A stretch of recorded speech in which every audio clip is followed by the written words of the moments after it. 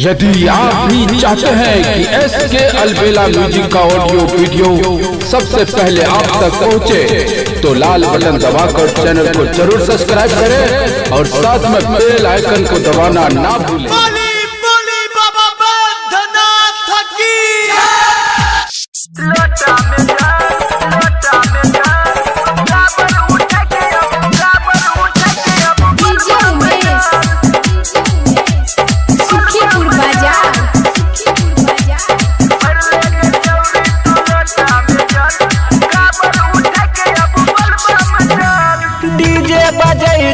गम नचै छै, धुआं के छल्ला हवा में उड़ै छै।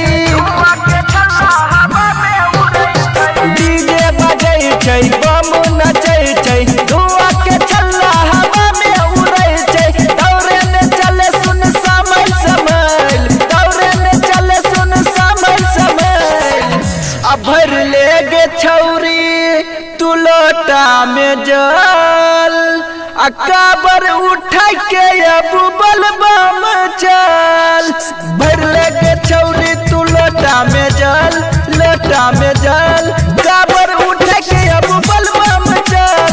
भर ले गे छौरी तू लोटा में जल, है गे लोटा में जल, काबर उठा के अब बलबम चल। काबर उठा के अब बलबम चल,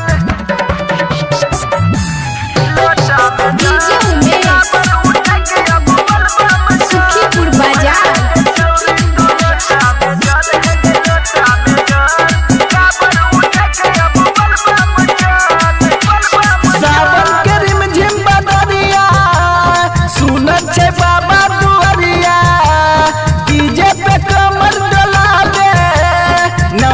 सब कबरिया,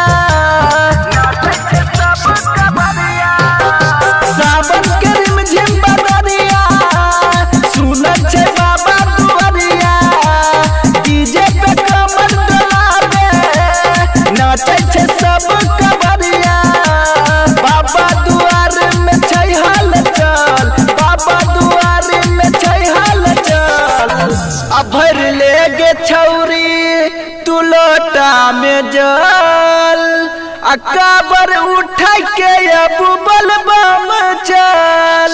भर ले गे छौरी तू लोटा में जल, लोटा में जल, काबर उठा के अब बलबम चल। भर ले गे छौरी तू लोटा में जल, है गे लोटा में जल, काबर उठा के अब बलबम चल। काबर उठा के अब बलबम चल,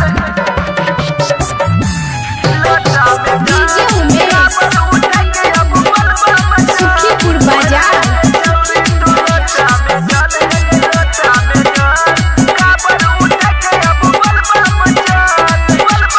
राइटर अभ्यस अइतो, संग में जलवा चढ़ैतो, कंकड़ डगरिया भले छै, कनियो असर न होइतो। राइटर अभ्यस अइतो, संग में जलवा चढ़ैतो, कंकड़ डगरिया भले छै, कनियो असर न होइतो। अलबेला संजय बैठौ कल, अलबेला संजय बैठौ कल। अब भर ले गे छौरी तू लोटा में जल, अकाबर उठा के अब बलबम चल। भर ले गे छौरी तू लोटा में जल, लोटा में जल, काबर उठा के अब बलबम चल। भर ले गे छौरी तू लोटा में जल, है गे लोटा में जल, काबर उठा के अब बलबम चल। है गे भोर ले लोटा में जल गए। SK अलबेला म्यूजिक गोलमाल।